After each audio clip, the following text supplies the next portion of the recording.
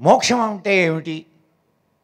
సరే, ముందు ఒక్కసారి మనం భగవంతుడు అనే దానికి ఒక చిన్న నిర్వచనం తీసుకొని తర్వాత అంశానికి మనం బయలుదేరుతాం. ఏమండి, భగవంతుడు అంటే మనం ఏమనుకుంటున్నాం? 4 చేతులు, 4 తలకాయలు, 2 కాళ్ళు, లేకపోతే ఒక 20 చేతులు,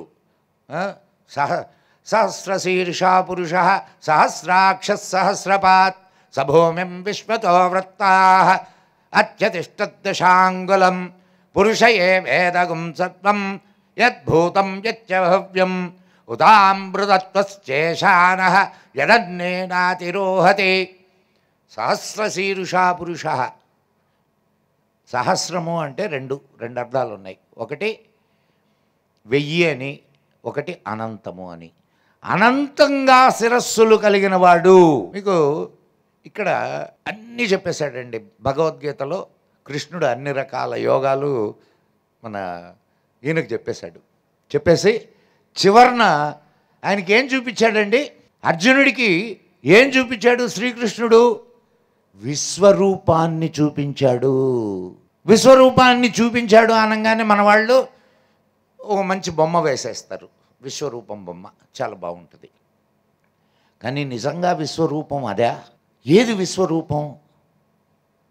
ఒక్కసారి కళ్ళు మూసుకొని ఈ విశ్వాన్ని మొత్తాన్ని గురించి ఆలోచించండి. అనంతమైనటువంటి విశ్వం. నీ ఒక్క గెలాక్సీలోనే కొన్ని కోటానుకోట్ల గ్రహాలు, ఇట్లాంటి పాలపుంతలు కోటానుకోట్లు. ఈ కోటానుకోట్ల పాలపుంతల్లో, ఈ కోటానుకోట్ల గ్రహాలలో నీ గ్రహం ఒక్కటి. అంటే నీ గ్రహం ఇసుక రేణువంత. ఆ ఇసుక రేణువులో నీ అస్తిత్వం ఎంత? ఎక్కడున్నాం మనం? భయపడిపోయాడా లేడా? అంతటి విశ్వరూపాన్ని చూసి తన అస్తిత్వాన్ని తలుచుకున్నటువంటి అర్జునుడు ఏమవుతాడయ్యానంటే, అది ఆ విశ్వరూపాన్ని నువ్వు చూడగలిగిన నాడు, ఆ విశ్వశక్తితో అయితే ఇక్కడ ఉన్నటువంటి గొప్ప విషయం ఏమిటి? ఈ విశ్వము వేరు, నువ్వు వేరు కాదు.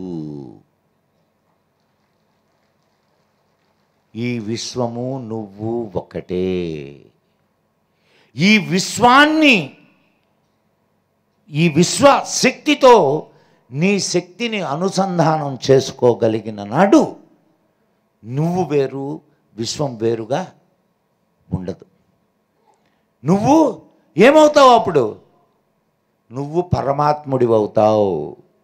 అందుకే గురువులందరూ పరమాత్మ స్వరూపుల్లారా అని మిమ్మల్ని సంబోధించేది. చేయగలమా? ఈ విశ్వశక్తితో మన అంతఃశక్తిని అనుసంధానింపజేయగలమా? చేయగలం. ఆ చెయ్యడానికి సాధనే మన గురువులు మనకు నేర్పించింది. ఏమిటా సాధన? మనం శ్వాస తీసుకుంటూ కళ్ళు మూసుకొని శ్వాస మీద ధ్యాస అనగానే శ్వాస తీసుకుంటూ ఉన్నాం, శ్వాస వదులుతూ ఉన్నాం. ఇదేనా? ఇందాక ఒక చిన్న బిడ్డ ఒక మాట మాట్లాడింది. ఏమిటయ్యానంటే,